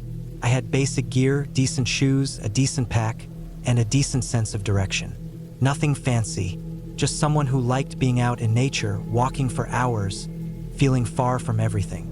I liked the way my mind got quiet on hikes. I liked hearing only the wind, leaves, and birds. That silence felt like freedom to me. Last summer, around early August, I decided to hike a ridge trail I had never done before, Bear Ridge, up in the northern part of the state. It wasn't that well known, but it was still listed in a few trail apps and old blogs. The total trail loop was around 17 miles, with some steep climbs and exposed sections. The weather forecast was dry. No rain, clear skies, temperatures in the 80s during the day, 60s at night. Perfect weather, I thought. I planned it out so I'd do it over 2 days, camping overnight up high along the ridge before coming back down. I figured I'd make it an overnighter, pack light but smart, and use it as a solo reset. I started early. I parked at the old dirt turnout, right where the Forest Service sign stood crooked and faded. There was only one other car there, and it looked like it hadn't moved in days. Dust-covered windows and leaves all stuck to the windshield. I figured someone had done a longer backcountry route or maybe just left the car and hiked out toward another trail. Either way, I didn't think much of it at the time. I checked my pack again. I had enough water, my Sawyer filter, a basic med kit, lightweight tent, food for 2 days, and a battery pack for my phone, even though I knew I'd probably lose signal once I got a few miles in. I wore my trail runners instead of boots since I'd read the trail was rocky but manageable. The hike started off pretty normal. The forest was quiet. No bugs, just tall pines on either side, shade stretching across the trail. The path was a little overgrown in places, and there were downed branches here and there, like the trail hadn't been maintained in a long time. But nothing difficult. I moved at a steady pace, watching the markers. After about 6 miles, the trees started to thin out and the ridge slowly revealed itself. The slope got steeper, loose rock underfoot. I slowed down and used my trekking poles. The view started opening up. Far mountains in the distance, valleys below, a few hawks soaring overhead. The sky was a pale blue without a single cloud. I remember stopping and taking it in, breathing deep, thinking about how far from everything I was. That feeling I always looked for. I kept moving. I passed a boulder field that looked like it had crumbled off the ridge decades ago. Massive jagged rocks scattered like broken teeth. I crossed it carefully, then found the trail again as it looped along the ridgeline. Wind picked up a little. The air felt thinner up there. Around 4:30 p.m., I reached the top portion of the ridge. It wasn't a summit exactly, just the highest, flattest point before the trail started winding back down. I figured that'd be a good place to set up camp. The ground was mostly flat, with low shrubs and some old weathered logs around. It looked like a few people had camped there before. I found a small patch of dirt, cleared away some loose rocks, and pitched my tent. I boiled water, made some instant rice and tuna, and sat watching the sun start to dip. The sky turned orange, and shadows stretched far across the valleys below. It was beautiful, still, quiet, just wind, distant birds, the faint sound of leaves rustling below the ridge. I laid in my tent after sunset, not tired but at peace. The stars came out clear. No moon, just thousands of points of light and nothing but the dark shape of trees against the sky. I stared at the mesh of my tent ceiling, letting my mind drift. I didn't fall asleep right away.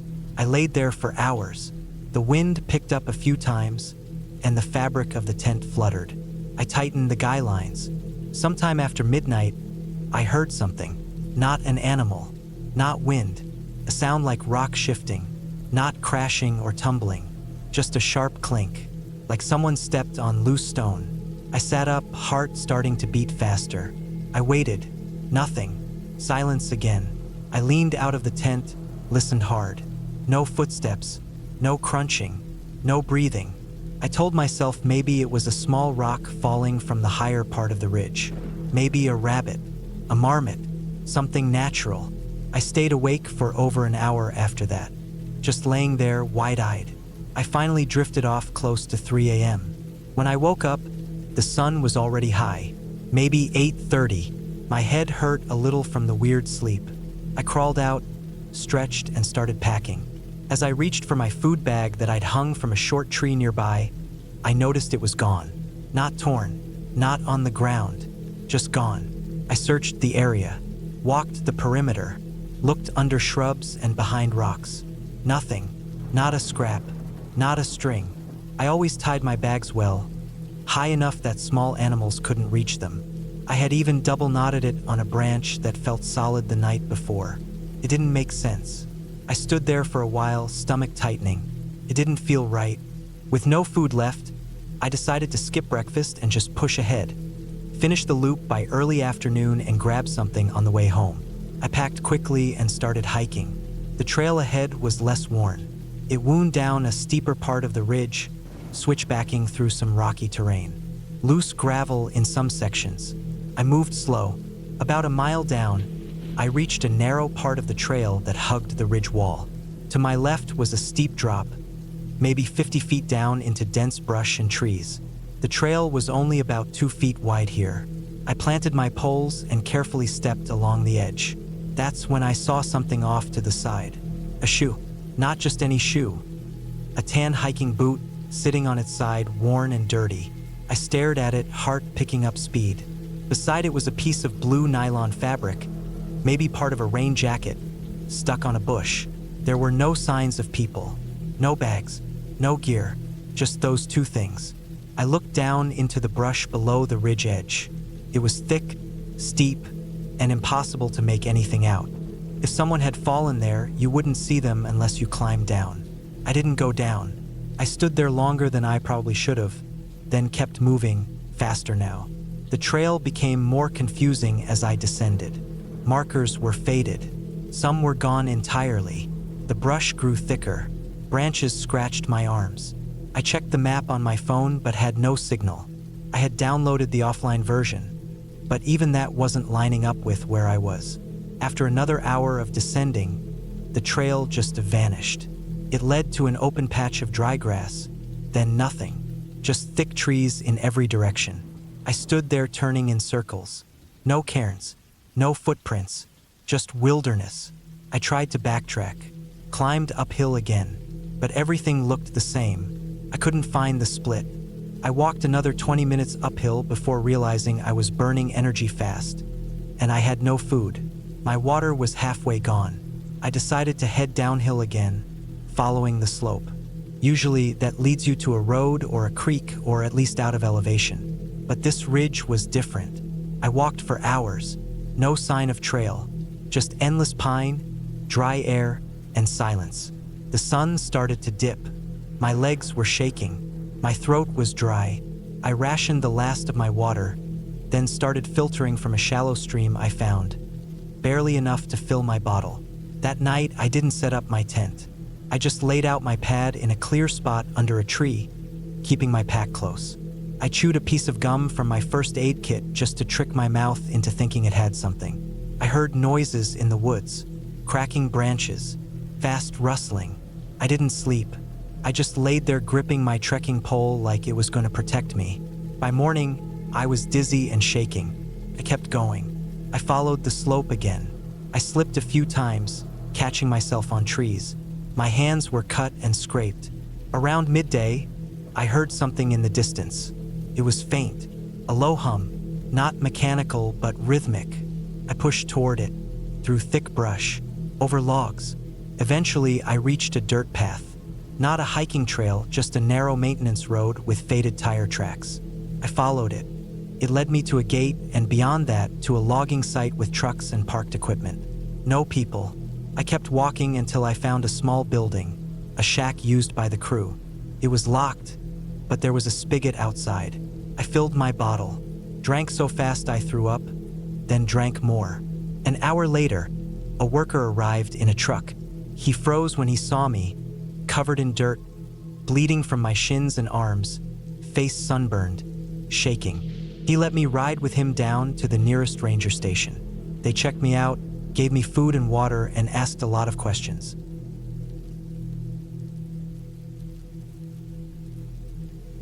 I've been hiking alone for years. It gives me peace. No noise, no phones, no people. Just me and the trail. I like moving at my own pace, thinking clearly, and camping where I feel like. I don't rush. I don't take big risks. I always bring a paper map, extra food, 2 knives, and a first aid kit. I plan well and keep things simple. But this trip was different. Not because I planned it differently, but because I made one small mistake. And in the woods, one mistake can snowball into something that changes everything. This was last summer, early August. I had taken a week off work and drove out to a part of Montana I hadn't hiked before, somewhere near the Bitterroot Range. I wanted quiet. I picked a loop trail that was supposed to be lightly trafficked but marked. About 30 miles total. I figured 3 to 4 days, depending on how much I stopped. I parked my car in the small gravel lot next to a wooden trailhead sign. There were 2 other trucks there, but nobody around. The weather was clear, and I had all my gear, tent, sleeping bag, bear spray, food, water filter, and map. I locked up, wrote my trip plan on a slip in the trail registry box, and headed out. The first day was perfect. I hiked about 10 miles, mostly uphill but nothing too hard. The trail was overgrown in some places but still clear. I passed a few small streams, saw deer in the distance, and crossed paths with no one. Just the crunch of my boots, wind in the trees, and bird calls. That night, I set up camp on a ridge that overlooked a small valley.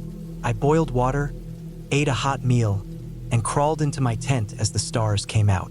No problems, no noise, just the hum of insects and the rustle of pine needles in the wind.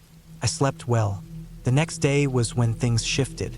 The plan was to follow the loop east and cut across a connecting trail that would start leading me south, back toward where I parked.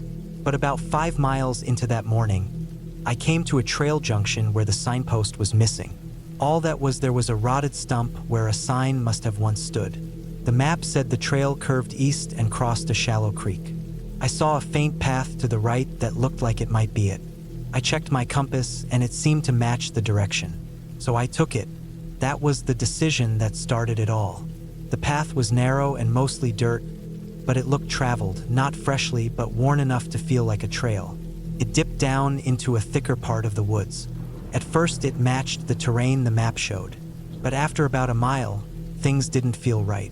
The path kept going east when it should have curved south, and the terrain wasn't lining up. I stopped and pulled out my map again.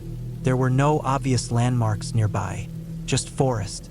I walked a bit farther hoping to find a creek, a rock outcrop, anything to confirm my location. Then I came to a steep slope. The trail, I guess I should call it a path now, kept going down it. It didn't match anything on the map, but I thought maybe if I followed it for another half mile, I could confirm where I was. That was mistake number 2. I should have backtracked the second I got uneasy, but I kept going, and that slope was steeper than it looked. I started slipping a bit and the soil was loose. It took a lot of effort to get down safely. My knees were burning by the time I reached the bottom, and there the trail just ended. It faded into wild ground, thick underbrush, no clear way forward. I turned around and looked back at the slope. Climbing it would be hard. It was steep and crumbly, but I knew I couldn't keep going forward. I had to go back, but going back up that slope was worse than I thought. I got about halfway and grabbed a rock for balance. Came loose. I slid a few feet down, scraped my elbow, and banged my shin. It wasn't broken, but it throbbed. I sat there, catching my breath, sweat pouring down my back. I realized I needed to go around the slope instead of back up it. So I picked a line to the left and bushwhacked uphill. The forest was dense, and I had to push through thick branches and duck under deadfall. It was slow and loud. I startled a bird that flew out of a bush inches from my face. That made me jump hard. After what felt like an hour, I made it to what I thought was the original trail. But it wasn't. It was a game trail, narrow, twisted, not used by hikers. By then, it was late afternoon. I was tired, scratched up, and frustrated. I knew I had to stop and reset. I checked my GPS, but the battery had died. I had my compass and map, but I wasn't even sure where I'd gone wrong. It all looked the same now, so I found a flat spot and made camp. I boiled some noodles and ate slowly. I heard a few things moving in the woods, normal sounds, but it still put me on edge. I kept the bear spray close. That night, I didn't sleep much. Every little sound made me jerk awake. Twigs snapping, leaves rustling. I told myself it was just animals, deer, maybe raccoons, but I felt watched. The next morning, I packed up and headed what I thought was west. I figured if I could get to higher ground, I might get my bearings. But the woods were thicker than I remembered, and after 3 hours of hiking, I still hadn't found anything familiar. Around noon, I found something that made my stomach drop. A tree with a deep cut into the bark, fresh. I looked closer. It was a clean slice, angled, like a machete or large knife. Not natural, not an animal. Someone had passed through here recently. That should have made me feel better, but it didn't. There were more cuts on nearby trees. Not blazes, not markings you'd make to guide someone, just slashes. Random, violent looking. I kept moving, but now I was fully on edge. Later that afternoon, I heard something that made me stop cold. A branch snapped loudly somewhere ahead, then silence. Not like a squirrel or a bird. This was a thick branch, heavy, stepped on. I crouched and stayed still for minutes. Nothing moved, but I couldn't shake the feeling I wasn't alone. I moved slower after that. I started checking over my shoulder more. I started circling my campsites at night, looking for signs of anything unusual, and I started finding them. That night, maybe 50 feet from where I set up my tent, I found a half-burned log with ashes around it. Someone had camped there recently, maybe within a day or two, but there was no gear, no trash, just the remains of a fire and a ring of stones. I didn't light a fire that night. I didn't want to be seen. I slept with my knife in my hand, bear spray in my other. I barely slept at all. The next morning, I left early. I kept moving. My legs were sore, my shoulders aching. I was rationing food now, just a few bites at a time. I hadn't seen a trail in 2 days. Then I found the boot print. It was in a patch of mud near a trickle of water. A single deep print, too big for my foot. Wider. The tread didn't match hiking boots. It was almost smooth. I followed the direction it pointed, hoping it would lead me to someone or something. But part of me already felt uneasy. It didn't make sense to follow a person who might be lost too. Or worse, an hour later I found something else.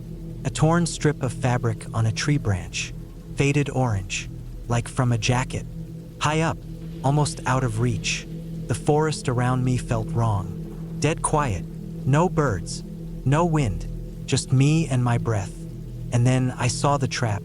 It was a snare, a wire loop tied between two trees with brush placed over it. Almost invisible. If I had kept walking, I might have stepped into it. That's when I knew this wasn't some lost hiker. Someone had made this on purpose. Recently, this wasn't leftover from old trappers. This was active, and I was in the middle of it. I backed away carefully, scanning the ground. I started to run. Not a full sprint, but fast, controlled. I moved away from the snare, uphill back into thicker forest. I didn't stop for 2 hours. I only slowed down when I reached a ridge and looked down to see a narrow dirt road below.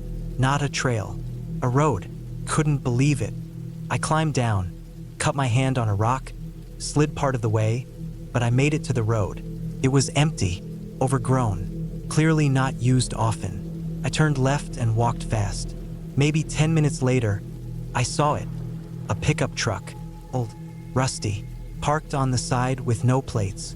There were things in the bed, buckets, ropes, a blue tarp. I didn't go near it. I kept walking.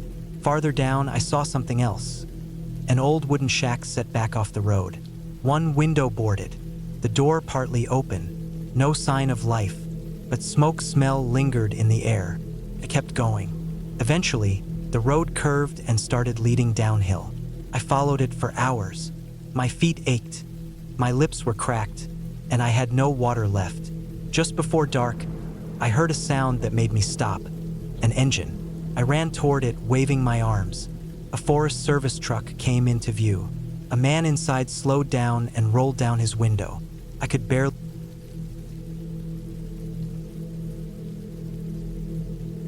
I never liked hiking in the heat, but I had made a personal goal that summer to push myself out of my comfort zone. So, I decided to hike a remote trail I had read about online. It was supposed to be lightly trafficked and beautiful, cutting through miles of rugged terrain, streams, forested hills, and even open meadows. I packed everything carefully: water, dried food, a first aid kit, a whistle, pepper spray, flashlight, backup batteries, and an old paper map of the area just in case my phone died or lost signal. I wore hiking boots that were already broken in and carried my tent and sleeping bag strapped to my pack. I was ready, or at least I thought I was. The trailhead was about a 3-hour drive from where I lived. I left before dawn to avoid the midday heat during the early hours of the hike.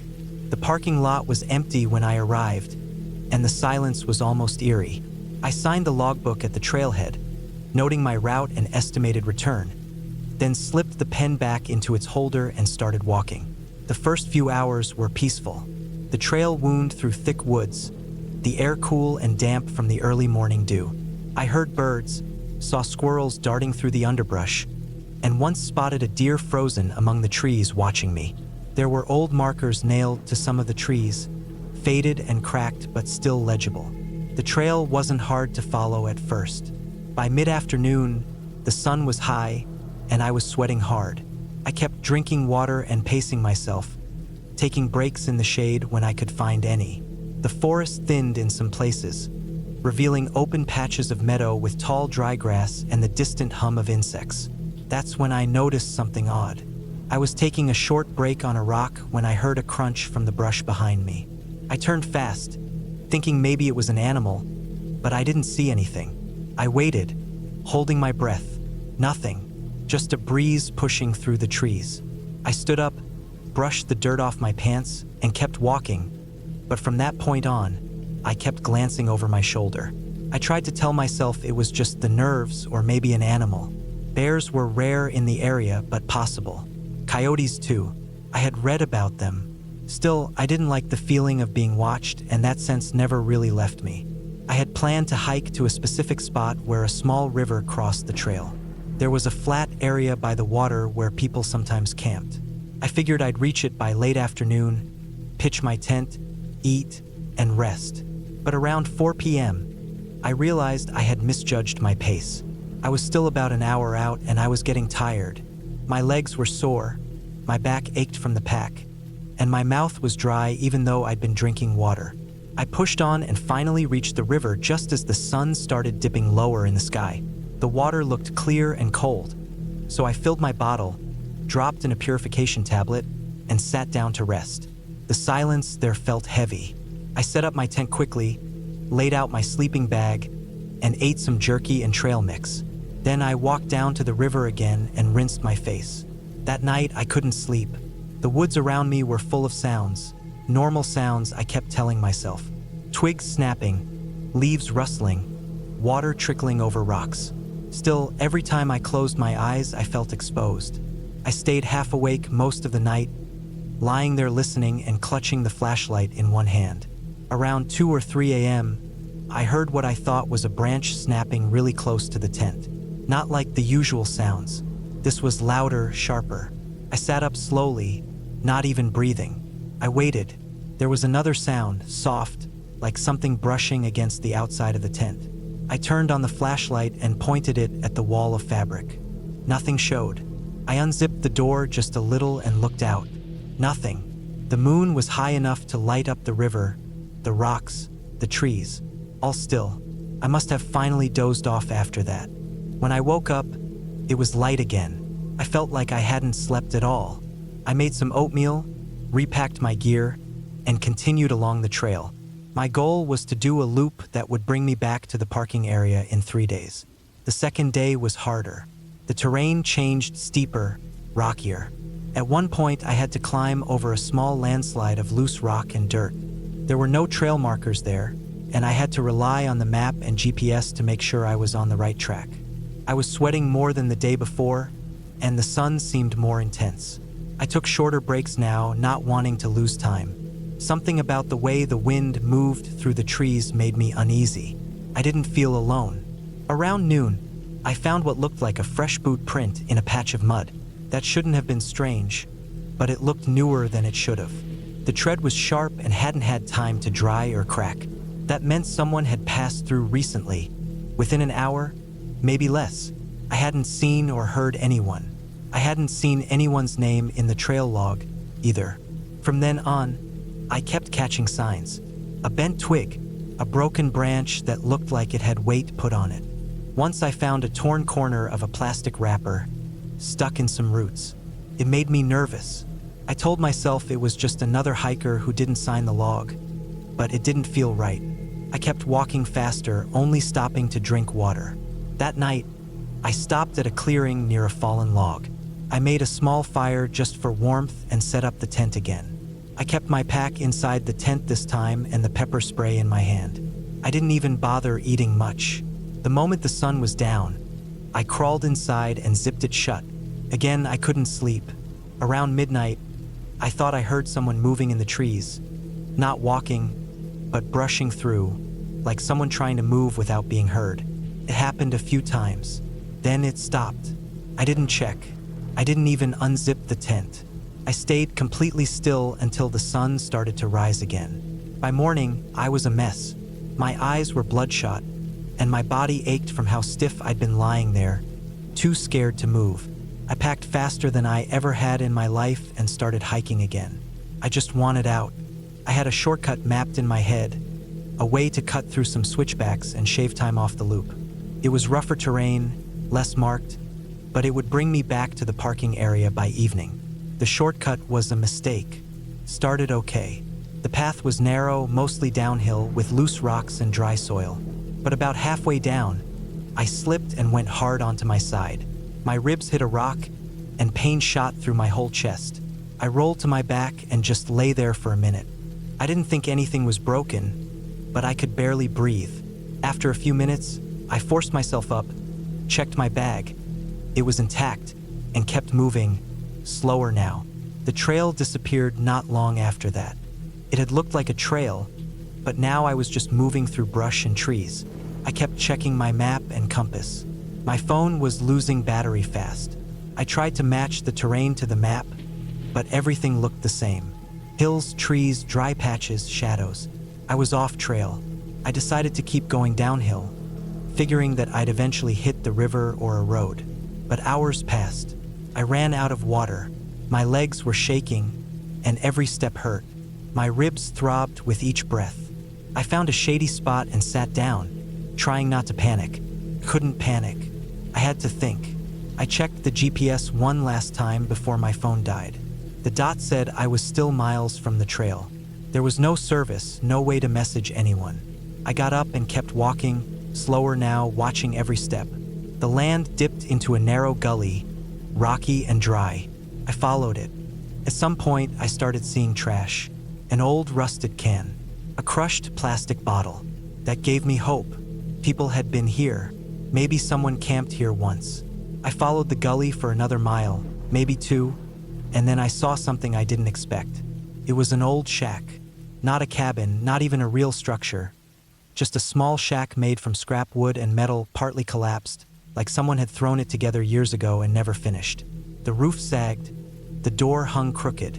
It didn't look lived in, but I still approached slowly. Inside, it was empty except for an old mattress with no sheets and a rusty tin bucket. There were boot prints on the dirt floor, fresh ones. A torn piece of cloth hung from a nail on the wall. My heart was pounding. I stepped back outside, looked around, and then something caught my eye. Smoke, not far, a thin line of it rising behind the trees. I froze. Someone was out here. I didn't know if that was good or bad. If they were friendly, maybe they could help me. If not, I didn't want to find out. I backed away from the shack and started moving in the opposite direction of the smoke. I climbed a ridge, using roots and rocks to pull myself up. Every sound made me flinch. At the top, I saw something that nearly made me cry. A dirt road, narrow, overgrown, but clearly a road. I followed it for what felt like hours. Just as the sun started going down, I saw a wooden sign nailed to a tree, some old park maintenance sign. I recognized it. I had seen it in photos when I researched the area. I knew I was close.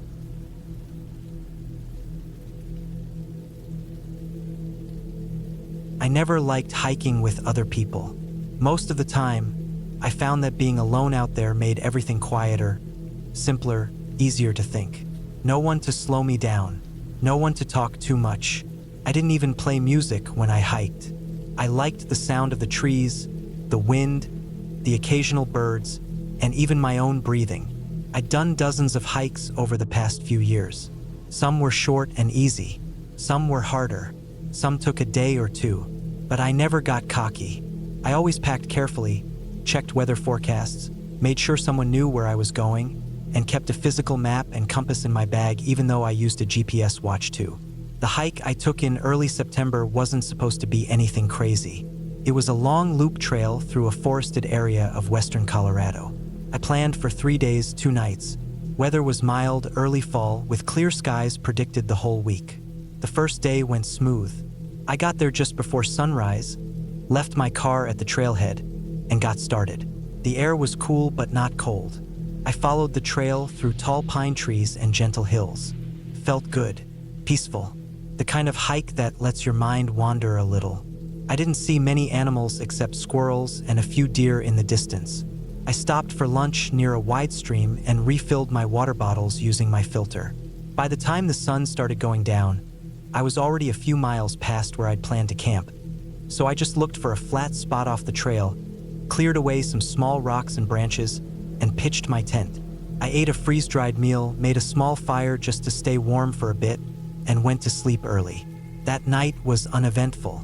No animals sniffing around. No sounds besides the usual forest ones. I slept well. The second day started the same. I made some instant coffee and oatmeal, packed up my gear, and got moving. The trail kept winding through the woods, but now there were steeper inclines. I crossed a few narrow bridges over creeks and climbed some rocky sections. Still nothing too hard. Around midday, I saw a trail marker that looked older than the others. It was half-rotted and tilted to the side. It pointed toward a narrow path that broke off from the main trail. According to my map, it was part of the same loop, just a different branch, a slightly longer way around, but it reconnected later. I figured I'd take it. Seemed more remote. Maybe less people walked that side. I should have stayed on the main trail. The turns started normal enough, a bit more overgrown. Some fallen branches here and there, but the path was still clear. The sun was high and bright. I walked for another couple of hours, maybe more, and that's when things started to feel off. The trail slowly began to narrow. Not in a dramatic way, just tighter and tighter until I had to move branches out of my face every few minutes. The ground got softer too. Not muddy, just looser, like the soil hadn't been packed down by footsteps in a while. I stopped to check my GPS.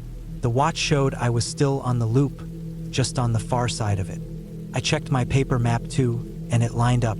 Still, something about the trail bugged me. There weren't any recent signs of people. No boot prints, no broken branches, nothing. But I kept going. Another hour passed, then another. I hadn't seen a good spot to rest in a while. No clearings, just thick trees and brush on both sides. The air was still and heavy. Even the birds had gone quiet. I came across a broken footbridge over a shallow creek. The wood was split down the middle. One plank still stretched across, but the rest had collapsed into the water. I stood there for a while, deciding whether to cross it. Eventually, I just walked down the bank, waded through the water, which was cold but only knee-deep, and climbed up the other side. I should have taken that as a sign. By late afternoon, the trail completely disappeared. I followed what I thought was the path, but the dirt track had thinned out until it blended into the forest floor. I stopped, looked around, turned slowly in a full circle. Everything looked the same. Pines, dry ground, fallen needles, no markers. I felt a cold drop in my stomach. I pulled out the map and compass again. The map showed the trail bending west, but my compass said I was facing south. I checked the GPS again. It was frozen. The battery icon blinked red, then it died. I cursed myself under my breath. I stood still for at least 5 minutes. My heartbeat had picked up. My thoughts started racing. I tried to calm myself down, telling myself I wasn't that far from the main trail. If I kept heading west, I'd hit it again. So I kept moving, except I didn't. I walked in what I thought was a straight line, but the trees closed in more and more. The ground dipped and rose in ways that weren't on the map. I climbed over boulders, ducked under logs, but every time I stopped to look around, it felt like I hadn't made any progress at all. I checked the sun. It was low now, almost gone. I had to set up camp. I found a small flat spot between some trees, cleared what I could, and pitched the tent again. I didn't eat much that night, just half a protein bar and some water. I sat in the tent long after the sun went down. My headlamp cast small shadows on the thin walls. Every sound outside, a twig snap, a breeze through the needles, made my muscles tense. I didn't sleep much. Around 2 a.m., I heard something move outside. Not close, but not far. Heavy, slow. Not a deer. I stayed still, barely breathing. Passed after a few minutes. Could have been a bear or even just a big raccoon. Still, I didn't fall asleep again. The next morning, I packed up fast.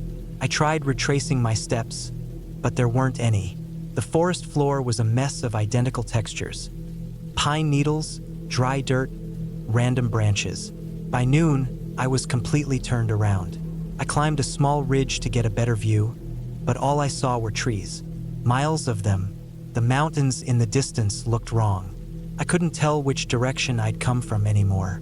Then I slipped. My foot hit loose rock and my body fell sideways. I tumbled down the slope, crashed through some undergrowth, and landed hard on my left side. My ankle screamed in pain. I shouted without meaning to. I laid there, stunned, breathing hard. Then I sat up and tested my leg. It wasn't broken, but it felt bad. Sprained for sure. I wrapped it with an extra shirt, laced my boot tighter, and leaned on a stick for balance. I kept moving. Every few hundred feet I had to rest. My leg throbbed.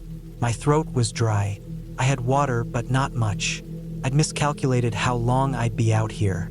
I started rationing everything. I walked for hours, circling unknowingly. My ankle slowed me down more and more. I kept thinking I recognized parts of the forest, but nothing matched the map.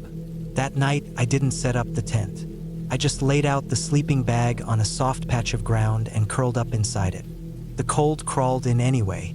I shook from pain and fear and cold. I heard coyotes in the distance, more than one. I didn't sleep. By the fourth day, I was limping badly. My water was nearly gone. My last protein bar was gone the day before. My stomach ached. My head spun when I stood too long. Then, around midday, I saw something man-made, a rusted fence. It was almost hidden behind the trees. I limped toward it. It was old, barely standing in spots, but it stretched a long way. I followed it for over an hour until I saw a shack. It wasn't a house, just a one-room thing. A ranger's outpost maybe, or a hunter's shack. I pushed the door open and stepped inside. It was empty, dusty, rotten wood smell, but it was shelter. I sat on the floor for a long time, then stood and looked around. There was an old metal cabinet. Inside was a flare gun. One flare. I waited until nightfall, then fired it. The sound was loud, a sharp crack in the sky. The red light arced high, then faded. I waited. Nothing. I fired it again the next night. Nothing. I stayed in the shack for 2 more days. Ate pine bark. Chewed it until my jaw hurt. Drank from a muddy pool behind the building. Got sick from it. On the 7th day, I heard a chopper. It was faint. I crawled outside, waving my jacket. Passed once. Then again. Then it came closer. They saw me. A rescue team landed 2 miles from the shack. Took me another day to reach them with help. They carried me the last half-mile. I lost 15 pounds. I had a fever. My ankle was swollen. But I lived. I was flown to a hospital. My family had reported me missing days ago. Rangers had started searching after the 3rd day. They never found the trail I took. It wasn't even part of the current maps anymore. It had been closed off years back. Turns out a flood had wiped out parts of it a decade ago. That rotted sign should have never been there. I didn't hike alone again for 2 years. When I finally did, I stuck to trails I knew. Marked ones, maintained ones, and I never, ever took a random turn again.